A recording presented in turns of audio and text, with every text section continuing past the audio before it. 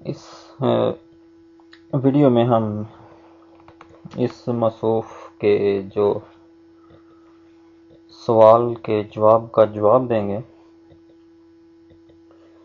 یہ تو ہم پہلے بتا چکے ہیں کہ ان جو بیچارے نئے مرزئی حضرات ہیں، ان کو اب تو یہی تعلیم دی جاتی ہے جو کانٹ جھانٹ کر کے حدیث ان کی پاس ہوتی ہیں، یا جو صرف اور صرف مرزے کی تشریح والی قرآنی غلط ترجمے والی آیتیں ہوتی ہیں۔ تو یہ ہم آگے ثابت بھی کریں گے کہ کس طرح انہوں نے قرآن و حدیث کو غلط کر کے پیش کیا ہے اور کس طرح یہ جھوٹے طریقے سے جواب دے رہے ہیں۔ اور وجہ صرف یہی ہے کہ صرف کلٹ کی تعلیم جو ان کے پاس ہے وہی استعمال کرنی ہے، یعنی کہ مرزے کی، اور وہی احادیث جو کانٹ جھانٹ کر کے ان کے پاس رکھی ہوتی ہیں اپنی تشریح کی یا ترجمے کی۔ تو اس میں سوال نمبر یہ تھا کہ ازالہ اوہام مرزا نے یہ کہا تھا کہ 1857 میں قرآن اٹھ جائے گا اور یہ قرآن میں ہے۔ تو اس موصوف نے اپنے اس کاذب نبی کو، جو ہماری قرآن اور حدیث کے حساب سے بالکل جھوٹا ہے بلکہ دجال ہے،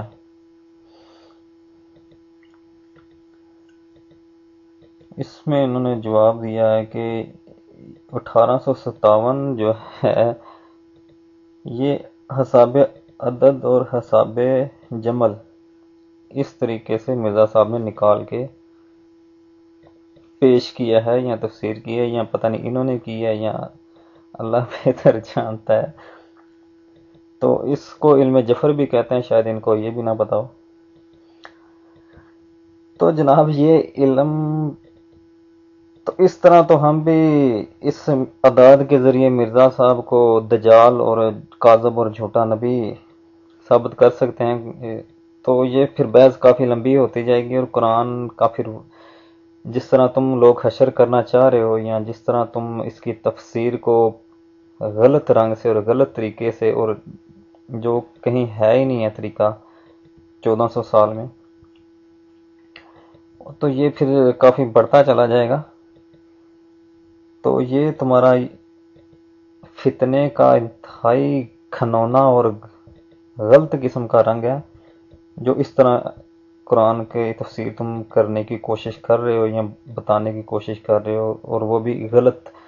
نبی کو سچا ثابت کرنے کے لیے، یا جو اس نے کیا۔ گو کہ انہوں نے یہ بھی کہا کہ یہ علم مفسرین بھی استعمال کرتے رہے ہیں، اور پھر انہوں نے ان کے نام بھی نہیں بتائے اور نہ ہی ہسٹری بتائی ہے، صرف یہ انہوں نے بات کر دی ہے۔ ان کے اپنے ہی ہوں گے 1400 سال میں، نہ تو ہم نے کہیں دیکھا نہ قرآن حدیث میں اس کی ثبوت ملتے ہیں کہ یہ اس سے تفسیر ہوتی ہے قرآن کی۔ تو آخر میں کہتے ہیں جی مسلمانوں کو یہودیوں سے ملاتے ہیں، تو پھر قرآنی آیت بھی پڑھی کہ حق کو باطل کے ساتھ نہ ملاؤ۔ تو یہ سب لوگ جانتے ہیں کہ یہودیوں کے ساتھ کس کے رسم و رواج ہیں۔ تم یہودیوں کا نام اتنی حقارت سے لیتے ہو اور پیار و محبت کی پینگیں بھی ان سے بڑھاتے ہو، اور الزام مسلمانوں پہ ٹھہراتے ہو، کیا بات ہے تمہاری؟ تو یہ سراسر جاہلانہ اور بیوقوفانہ قسم کی جواب تو کافی ابھی دیں گے، کسی کا تک بھی نہیں بنتا، ہم کیا ان کو بتائیں، پھر بتانا پڑتا ہے کہ مسلمانوں کی اصل حقیقت کیا ہے، یا جو نئے بندے ہوتے ہیں۔ انا للہ و انا الیہ راجعون۔